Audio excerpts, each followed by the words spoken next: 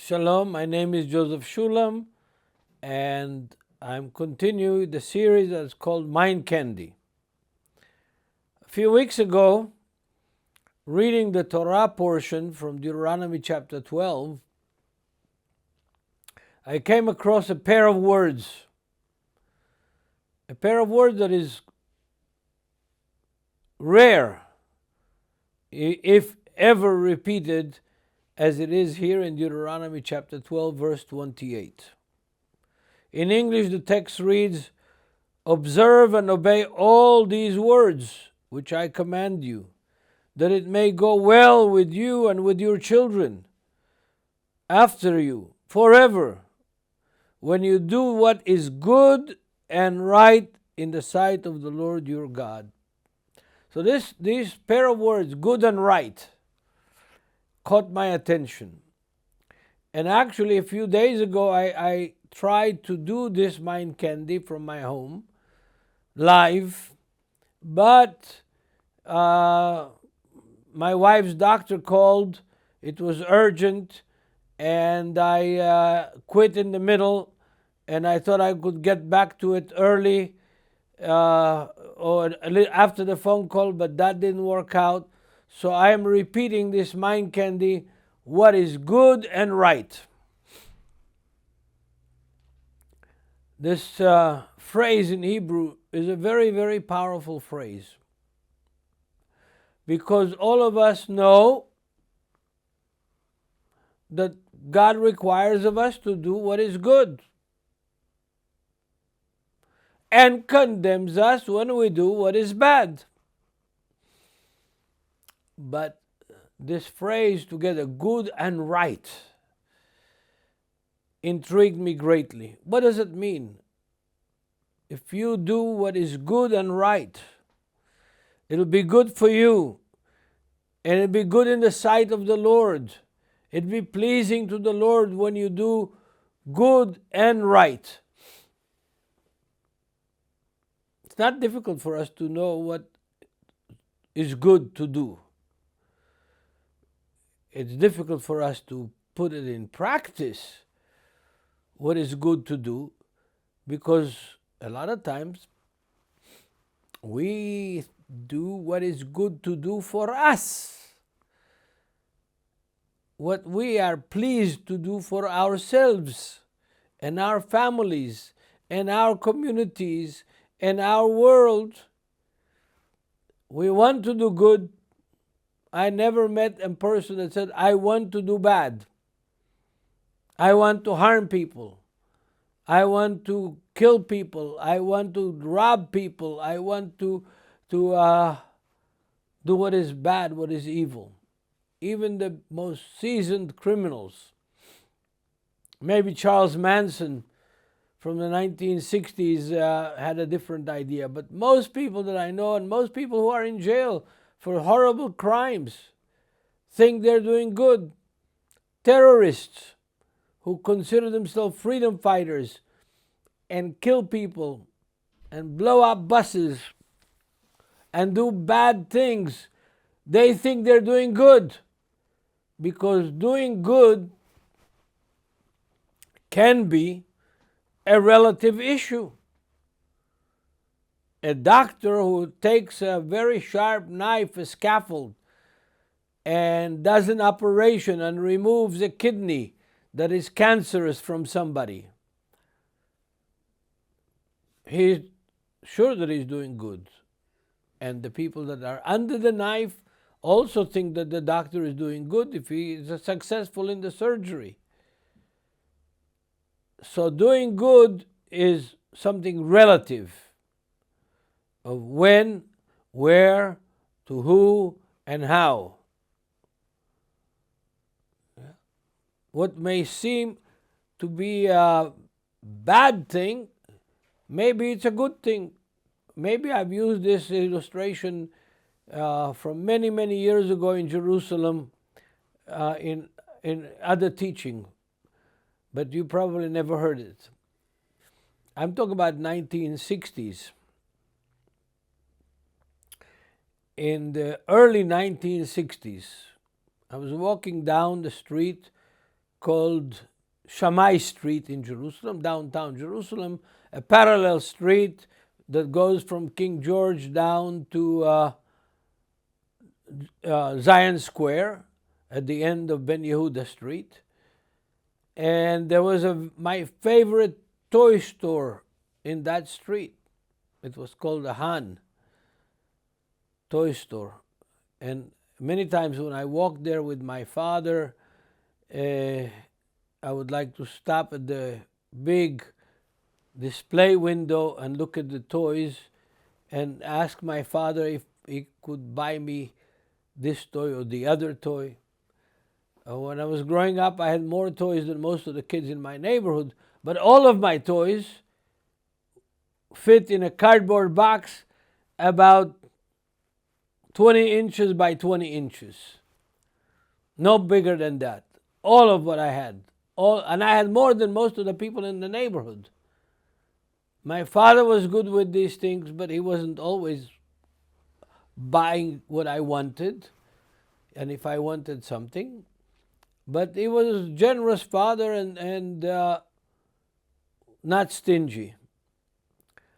But one time I was walking down the street, and right in front of the toy store that was my favorite toy store, and I used to stop by that window, and if I was walking with my father, I asked him to buy me something. And oftentimes he did, and sometimes he said, no, not today.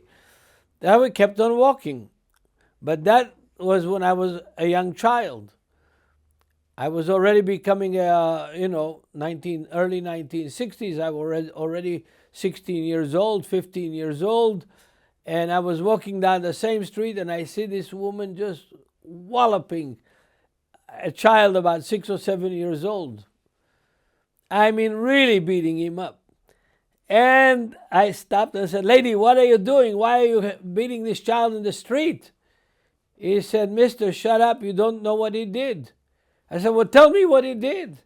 She said, he cursed me. He cursed me. A terrible curse. Because I wouldn't buy him a toy. What did he say? Well, she told me what he said. And I said to her, lady, keep on beating. Just keep on beating. Teach him a lesson. Because I didn't know that what looked to me a very bad thing, to beat up a child, that it was something that had to happen, that this child had to learn that he's not going to curse his mother, the one who feeds him, the one who raised him, the one who clothes him, the one who educates him, the one who gives him a home and a bed to sleep and food to eat. Yep. So sometimes what looks good to us is relative. And the word good is a relative word, because something that is very bad, like cutting some woman's breast, or taking out somebody's kidney, could be a very bad thing, except that when a doctor, professional, surgeon does it, it's a good thing, because that will save the life of this person and not harm him. If he has cancer in the kidney, or a woman has breast cancer and her breast is removed, then it's a good thing. So what is good, what is bad is a relative thing. But this text in Deuteronomy doesn't say only good. It doesn't say when you do what is good alone. No. When you do what is good and what is right. And right is a word that is very, very versatile. It could be the right time. It could be the right deed. It could be with the right person. It could be with the right circumstance. It could be a lot of things, and I could translate the same word in Hebrew as what is just, what is justified. And this is a lesson that we all need to learn. We need to learn it from the prophets. Because God, our God, the God of Abraham, Isaac, and Jacob, the God who created the heavens and the earth, the God who saved Noah and his family in the ark during the flood, the God who sent us Moses to bring us the Torah from Mount Sinai, that God who gave us the map of history from Genesis until the very end of the world, until the new heavens and the new earth and the new Jerusalem, that God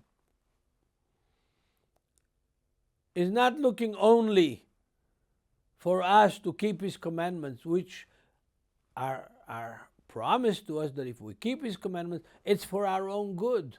He doesn't need it. It's for our own good. Every commandment that God gave, He doesn't need it. He's not an idol that needs to be polished and washed and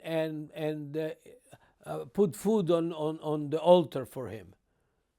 No, He doesn't need it. We know He doesn't need it because He said He doesn't need it. What He really needs is our relationship. What He really needs is for us to have a partnership to make the world a better place. A partnership to make humanity live up to the highest expectation of what it means to be an animal with a soul, with imagination, with the ability to create things, with the ability to invent things, with the ability to build a family and love and do good. That's what He wants. But if it is not good and right, good and just, it's not good enough. It's not good enough. And sometimes, by the way, there could be circumstances that people do something that is bad and just. Bad in our eyes, bad in the eyes of our society, bad in the eyes of the enemy. But essentially, it can be good. Lying is a bad thing. Yeah. It's forbidden. But there were monks and nuns in Poland and in Eastern Europe who took Jewish children that their parents were taken to the death camps, and before they boarded the trains to go to Auschwitz and Birkenau and Bergen-Belsen and Treblinka, they deposited their children, their Jewish children, in monasteries. And those nuns and those monks lied to the Nazis, lied to the anti-Semites, and raised those children. And many of them, when the children, after the war, when the children were grown up already, told them, you're Jewish. You're not Christian. And handed them over to the Jewish agency, what's called the youth aliyah, the youth immigration, aliyat noar in Hebrew, and sent them to the land of Israel. And some of them, like Yossi Peled and others, became very strong and very famous generals in the Israeli army. But they were raised as Catholics till they were 13, 14, 12 during the war. And those nuns lied to save those children. So yes, what is good, bad can be relative. But what is good and just, what is good and right, right in the sight of God, not only in the sight of men. That's what God wants from us. There is a text that is used originally on Samuel in 1 Samuel chapter 2 verse 26. I'm going to go there on my iPad. 1 Samuel chapter 2 verse 26. And I will tell you something very interesting. Here is a text about Samuel. And the child Samuel grew in stature and in favor, both with the Lord, with God, and with men. Now it's interesting that this text appears here about Samuel, but the same text appears about Yeshua. The writer, Luke, the writer, is quoting that same text about Yeshua. As the child Yeshua grew in the Galilee, in Nazareth, he grew in stature and in favor, both with the Lord and with men. Which means that when we do things, we need to do them the right way so that the Lord can accept our deeds as good smelling favor, as sacrifices of love and grace. And also that men can see what we do, that it is good and righteous and right, not only some religious practice or some strange thing. Even if it's strange, if it is the right thing to do and it is the good thing to do, then God accepts it and honors us and blesses us. As the Torah itself says in the text that I read earlier, that it will be, if you do what is good and right, it will bless you and your children and the next generations. That's what we want, folks. We don't only want people to do good. We want them to do good and right. Yeah. I'll give you one more example of somebody that I know very well. Now, when we started raising money for the remodeling of our building,